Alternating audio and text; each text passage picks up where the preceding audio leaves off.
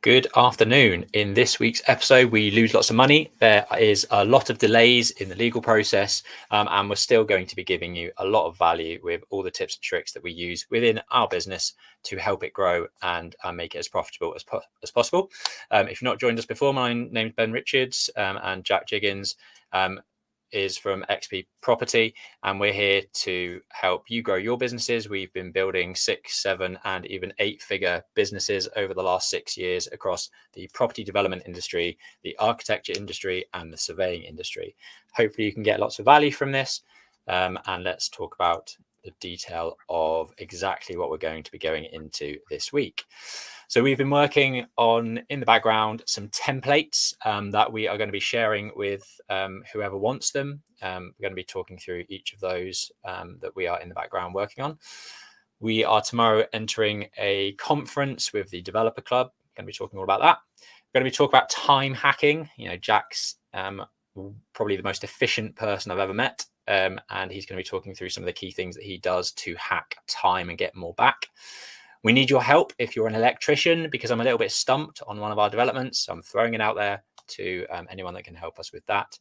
We've got a sales process, which is taking a lot longer than we expected. I'd love to hear what people are thinking about in this market. It seems to be a little bit rocky out there at the moment. So I'd love to hear what you guys are seeing if you've got sales and properties on the market looking to sell at the moment.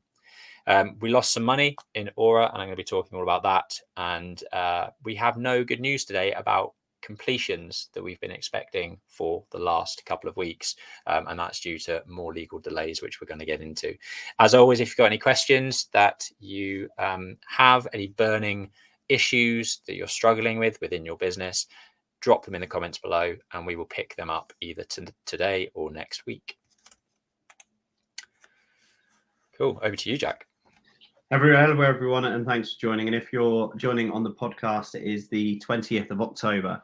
So starting off, templates ready to fire out. So Ben and I have always been active sharers of our documents, our offer letters, our stress testing calculators, and we're really, I suppose, pleased and overwhelmed in some capacities of everyone that's actually reached out to ask for these documents. I think we're sending out about 10 different documents to listeners out there this week alone. So just to sort of check in with you guys, and if there's anything that you think we might have already been building or using or adapting into our spreadsheets, there's a bit more of a case study on one of those coming up later in the episode when we talk about property sales. But we are very busy sending out these documents and templates. So just to make you aware that we do follow up and we do send them out. We polish them and update them to make sure they're good. And there are actually live documents that we have been using in the past and use today. Quite a lot of them, I would argue, our overall stacker has probably got thousands and thousands of hours of tweaks, adjustments. And it's really, over the last couple of years, and credits to our team and Ben and I spending too long on them, they've really become well polished and really do support growing a development company. We talked about the scheme in Tame that we bought last week. That's our first 8-figure scheme. So we're hoping to broach on the 10 million gross development value. And you can't really do that unless you've got the right back end documents and support. And that is down to how do you secure it? What sort of track record do you send when you buy it, when you're buying a site? What's the offer template look like? What are you working with? And so on, all the way through to project cash flows, all the way through to exit. We're massive avid believers. I would much rather work on a spreadsheet for longer so that it makes it quicker next time that I come round to it. And that's why sometimes when I'm with my mentees and we can stack a whole deal in 5 minutes, that's just because the spreadsheet is forever evolving and improving how it looks the next time we come round to it. Just a shout out there. So comment if you would like any of our documents that we shared before. If you're a frequent listener or watcher to any of our videos, you'll hear us share more in sort of a case study. And if you do want those documents, just ping us a message, or you can comment what document it is that you're looking for. Yeah, it's probably worth saying we are currently pulling together a Google form as a shareable link that we can put in the comments And anyone that does want any of these documents can go directly to that Google form link, fill out your details, tell us what you want, and one of our admin team will be in touch with the document straight away. Cool. The developer club. So both Jack and I have been part of the developer club Jack's been one of the founding members in that for probably about 18 months now. I joined probably 3 or 4 months ago. And it's a really high caliber group of property developers that are out there doing big things. There's a target of 10,000 homes by 2035, I think, to deliver within the group, within the board, which is no mean feat. And tomorrow they are running a Future of Development conference for their board members and their executive groups. So really looking forward to the networking there. It's going to be a day full of, looking at the agenda. There's talks about MMC, so modern methods of construction. We've got some chat on sustainability. We're going to be looking at all of the planning changes that are coming in soon. So yeah, really looking forward to that day. Jack, do you want to say anything about that? No, I suppose just generally, if you obviously want to grow your business, you've got to be surrounded by people that are also growing their businesses or at the sort of next level above. So you've got to be in a room where you're motivated, inspired, and challenged. I think I would keep 3 really key areas that you need to be feeling if you're running a business. I think we would struggle if we weren't challenged, inspired, and be able to sort of reflect on what other people are doing. And it, again, similar to the sharing the documents, sharing thoughts and ideas. And that's the exact reason our boardrooms, XP's boardrooms, been running for I think about 3 years now, Ben, hasn't it? Started during lockdown, I think. Yeah. So we've been running one-to-one coaching, boardroom, and mentorship events for over 3 years. We do run numerous businesses. Like I said at the start, some of them are 6-figure businesses, 7-figure businesses, and some of them are now sort of 8-figure businesses from our property development portfolio. We've been in this for 5 or 6 years. We've got a team of 25 people around us, and we absolutely love kind of helping to coach and sort of mentor people that are maybe 2 or 3 years behind where we've sort of come from, to help guide and give advice and hopefully help you not make the same mistakes that we've done over the last 6 years. So if you are interested in some form of mentorship, coaching, or to join our own boardroom group, which is a sort of a round table group of 10 people that we meet with every month to help guide, share knowledge, share contacts, and grow as property developers. So do get in touch if that's of interest to you. Time hacking, take it away. So this one could be used on a personal level, not just necessarily property related. And we always push this idea onto our staff as much as we can. But it's very, very basic stuff. But if you want to be growing your business or managing multiple businesses, you've got to be really, really conscious of your own time.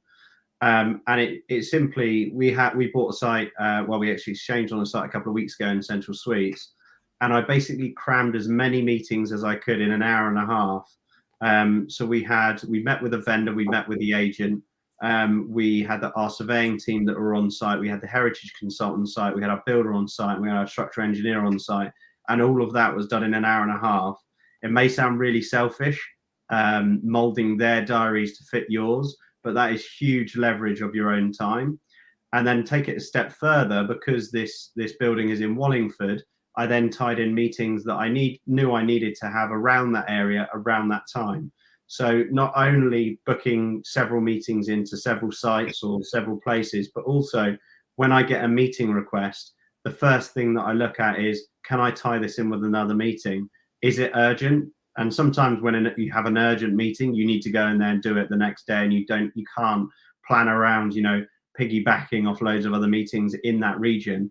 But I do this when I'm in London as well. So if, for example, I live in Henley-on-Thames, where our head office is, if I'm in London for the day, I will make sure that I'm not just getting the train in and travel just for one meeting and then coming back. I will make sure that I piggyback several meetings off the back of that. So the way that you can aid doing that in your diary is, when a meeting request come in, if it's not necessarily that urgent, see if you can push it to a date that suits you, that you're in that particular area, and you can back to back those meetings to get real good value from your time. so that travel is spread across all those meetings rather than just one. So it's just consolidating and planning ahead. And I absolutely live off my calendar. Literally every single thing that I do is within my calendar. So these live calls, whether it be driving, whether it be setting off to go to site, I'll mark those in my diary. So for example, if someone wants a phone call with me, I can look at my diary and see when I'm in the car to then have that phone call in the car. If it's a Zoom call, obviously I have to take that on a computer and have to do that in the office or potentially on site.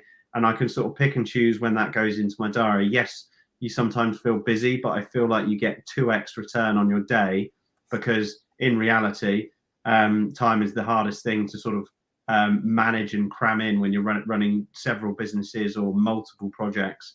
So just a bit of a time hack there. Anything else to add, Ben?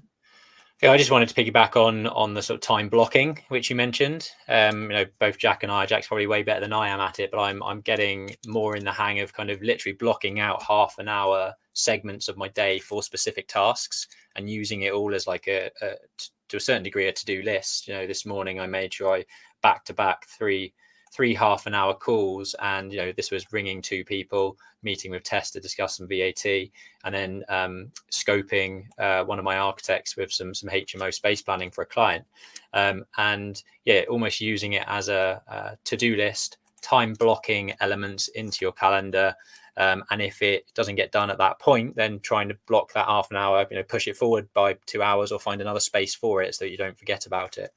I think it's really good advice. Cool.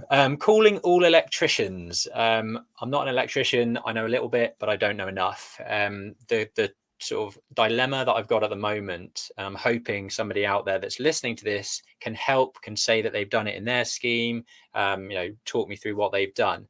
Now, my wife owns a flat in St. Albans, and she has the freeholder or the management company charge her on a quarterly basis for the electricity used in the flat. Now, I've never really sort of heard that being done, but we've always done, single phase and meters for every single unit that we've created. With our project Tame, which if you want a real deep dive into our Tame project, go back a couple of episodes. I think it's episode 38. It's been our most viewed video to date by far. And I think we're going to be bringing out a few more deep dives into our schemes because it clearly went down very well. But on Tame, for example, because it's a former office, there are 3-phase supplies in each segment of the building.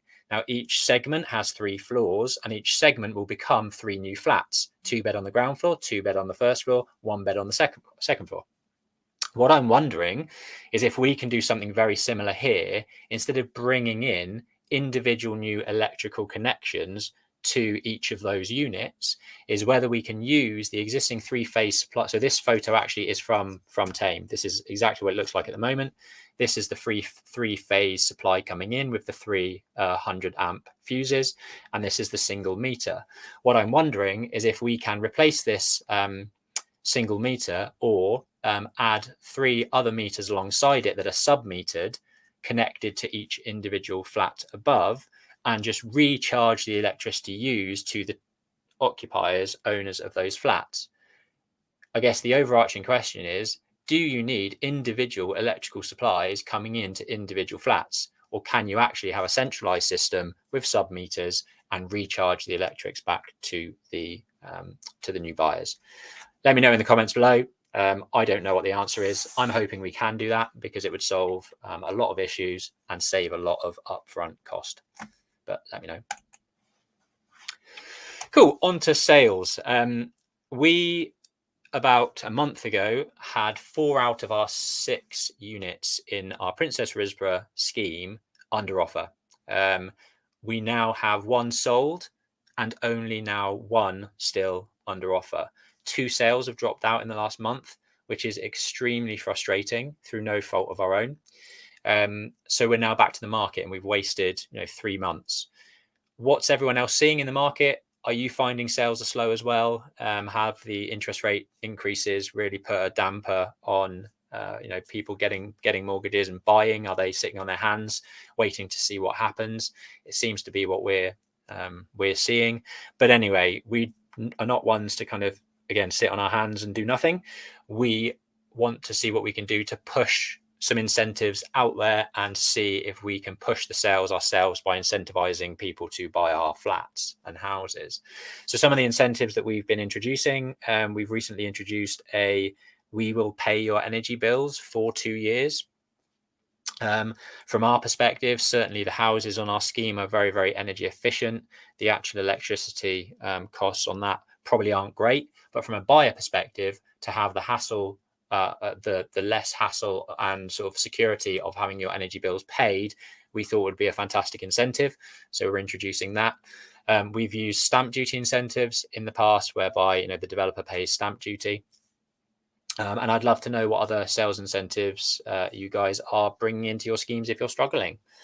One thing we did want to talk about here is our sales tracker, which Jack can talk you through. Yeah, cool. Just before we go on to that, there's other incentives we have used before is also gifting furniture. If a buyer comes in, likes the look and feel of it, and it might be the thing that just gets you over the line on the sale. But back to the sales tracker, we have touched on this very, very, very early on in a really early episode. I think probably single digit episode. Can't believe we're now on 39 or 40. Plenty of content out there if you want to watch it. But this sales tracker is basically a bit of an idea that we came up with, because what we were struggling to understand is how aggressive we could be with reducing price, because predominantly to not be aggressive, to ensure that we could be aggressive, because what you need to analyze is when you have a site that you're selling, every month that goes by is costing you in finance costs, and potentially if you've got an investor on board on a coupon, their interest as well. It's also costing you the opportunity cost. We know what our business generates as a return on cash. So if we got cash coming into the business, we know what our business can kick back on that cash return. So it's analyzing that cost for holding that house, whether it be 5, 10, 20k, for as long as it needs to be, and allows you to sort of map out a time frame of, let's just assume if we kept it at this price, we might not get a sale for 3 months, what that costs financially. Let's just hit that price now and aim to get this sold before Christmas, for an example. So it's a really helpful tool, and it feeds the information of our capital cost for finance, our capital cost for our investors' money, but also gives us a broad brush stroke.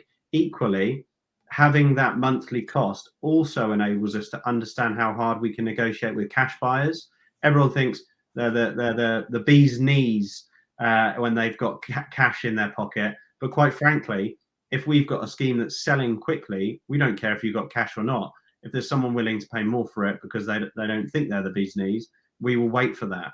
But what we cannot ignore is cash buyers are quicker than debt buyers, and they tend to perform, in our opinion, about a month quicker. So we normally allow about 8 weeks through conveyancing, exchange, and completion. So you could allow 3 months for a standard debt purchase, and a cash purchase could be a month quicker. So that's a month's worth of finance savings. So it actually puts a true value on how much you can negotiate to sell it cheaper to the cash buyer for on numbers.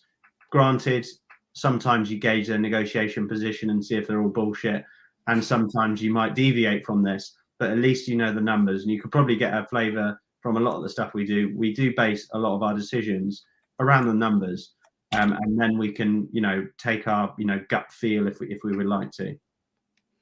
Yeah, cool. I was actually just going, because you probably can't see that if you're on the if you're on YouTube, and in terms of if you're listening on the podcast, just to give sort of an idea of what we're talking about here with actual figures. So we've got an asset, a house that we're looking to sell. It went on the market for £425,000. If we wait 9 months to sell that asset, we would have paid £18,000 in finance costs alone for that house. So in reality, we could sell that property for £406,000, for example, anything above £406,000 to be sold earlier would make us more money and be a more profitable venture for us. So weighing up the finance costs versus the asking price at the time is essentially what this sort of sales tracker does for you. So if you want that document, like we said at the start of the live, let us know down below and we can send that spreadsheet across to you. Number 6 is all about losing money. So Aura Architecture Interiors, which is my architectural design company that I've been running for 6 years, we lost money in September for the first time in 18 months. It's been a very, very productive. We've sustainably been generating decent, healthy profits within the business. We've been doing some amazing work. And September was one of those months where we had a lot of transition. We had a couple of people leave the business. We had a couple of new starters. And we didn't have the revenue within the business to kind of generate the profits that we normally do. It's been a difficult period over the last couple of months. If you're an architectural practice yourself, I'd love to hear from you how you're getting on in terms of new instructions. Inquiry levels have dropped a little bit. I think obviously everybody is conscious of potentially the impending recession and being a little bit tighter with their money. And also, I guess it was over summer, so a lot of people have been away on their summer holidays, for example.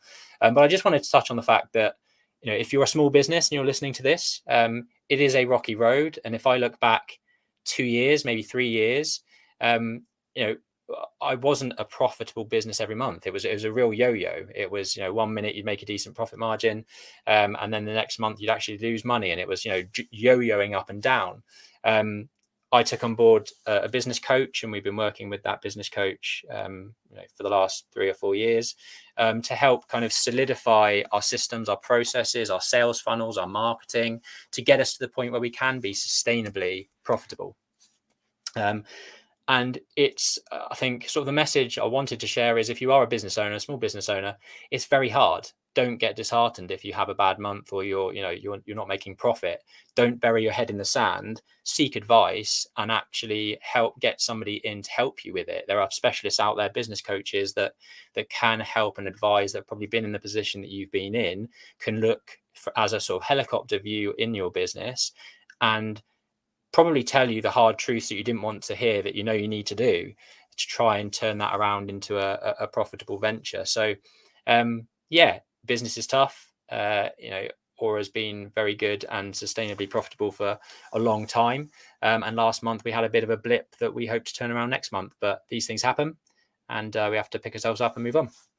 It's probably worthwhile just pointing out, we always talk about like management accounts, cash flow, being on your numbers. And granted, you can sometimes see a dip in a trend, but it's all about sort of the future. And I feel that if you're making if you didn't have, Ben, a forecast on the next 12 months and sight of the next 12 months, you'd probably start making decisions that would be irrational and not in the bigger picture of the goals, which we do touch on in previous episodes of having that forecast and spotting cash flow problems is obviously very, very different to having a loss making in it, especially in a service-based business.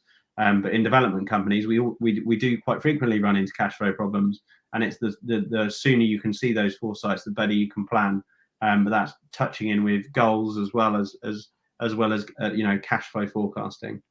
Yeah, I think that's a very good point. Like management accounts, we've touched on so much in the past, and I just can't. If you are a small business, I've spoken to so many where I say, how do you manage your cash? Like how profitable are you? What's your net margins? What's your gross margins? And they kind of look at me puzzled and like, well, I just base it off of what cash I've got in the bank.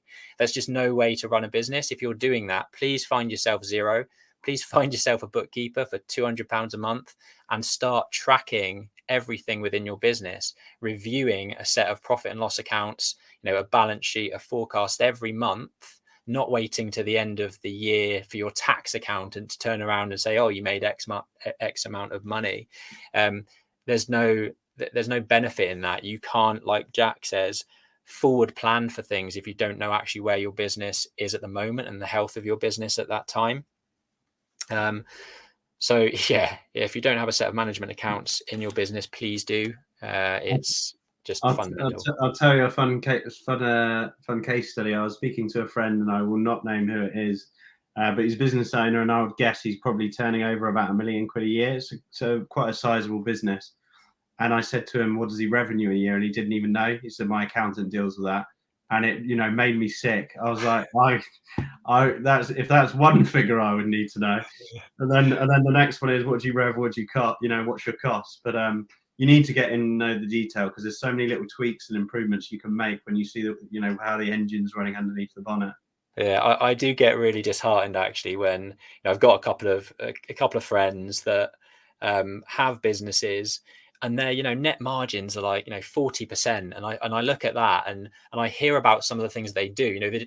Those are people that don't have management accounts. They're just basing things off what their what their bank balance looks like, and it does make me feel a bit sick knowing that they're making such healthy margins like that, and I'm running around like a madman making like far less than that. I guess maybe I've got the wrong business plan, or the wrong kind of maybe I'm in the wrong business. It's as simple as that, maybe. But having a set of management accounts is just fundamental. Cool. So point number 7 is about legal delays. This is a project called Colney Hatch Lane in Muswell Hill, which we exchanged on easily over a year ago. We were due to complete last week, and I think on last Fridays we said we expect to have good news next week that we've completed on Colney Hatch Lane. Well, unfortunately, that is still not the case. We are back and forth with the bank lender, constantly coming back with more questions, changing the goalposts, trying to reduce our net day one, and it's just very, very frustrating. And I think maybe 2 years ago, I probably would have been really, really angry or upset about the way the process has gone. And now I'm just sort of hardened to it and just almost expect there to be last minute curveballs that you just have to deal with in a business. It is very, very frustrating, but we the only thing we can do is respond as fast as we can do, push back where we feel like we can, and try to move things along as fast as possible. Yeah, I'd actually just like to touch on these delays have all been caused by our first charge lender. We've had it before when we've had issues with our, junior lenders, but all these problems are from our senior lender. And when I speak to a bank, I quite frequently get across the point that I'm not rate driven, I am process driven. And what I mean by that is, okay, great, I'll pay you 1% more, but I don't want unpragmatism, issues coming out the woodwork later on. I want to build a lasting relationship. And unfortunately, we had an issue with the first charge lender. So this is the second first charge lender that we are with, and we're now hitting issues again. So I'd just like to stress that if you do have a good relationship with a first charge lender, or a good process, or you've enjoyed working with them from an underwriting, conveyancing, and securing the loan perspective, don't necessarily think that lenders out there that are cheaper are actually going to be cheaper at the end of the day. Is something to take into consideration. And we had a really good run with a first charge lender called Quanta. They're an American-backed fund. Their underwriter was an American guy that we worked with, over and over again. I think we closed almost 10 deals with them in 2 years, and we really enjoyed working with him. And unfortunately, his rate is driven by US market, so he's actually out of the UK market for the time being. Although we spoke earlier, and he said he might be coming back, and the floodgates will open again.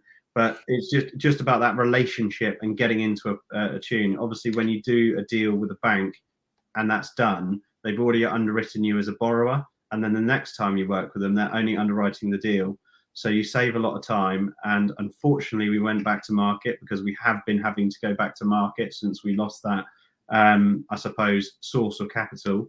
And we're now trying to go to the right people to build the relationship. And I can't say it's worked yet. Maybe one of the internal people will be watching this and do us a bit of a favor. But they are a nightmare, first charge lenders. And I said, I can't remember who I was. I think I was speaking to my builder. He said, "How's your week gone?" And I said, "Well, I wouldn't be surprised if I've signed more paperwork in the last week than the average person signs in their life." And that's just to the tune of it. But hopefully next week is the week we close on it and can give you a bit more of a deep dive on it, because I think, as Ben said earlier in the call, that was really well received.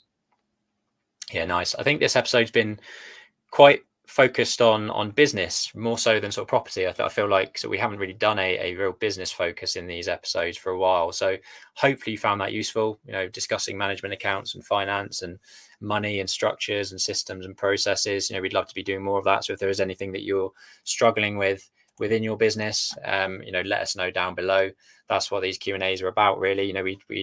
We're quite happy sharing exactly what we're up to, and hopefully you get some value from that. But I think the real value that we've had in previous episodes is when people have asked their specific questions that they are struggling with, and then we can respond in hopefully a way that we've gone through that particular issue in the past, we've come out of it, we've got some tips and tricks to share with you, and that's what it's all about. So if you are struggling with something, let us know down below, but until next week, we'll say goodbye. Thanks for joining.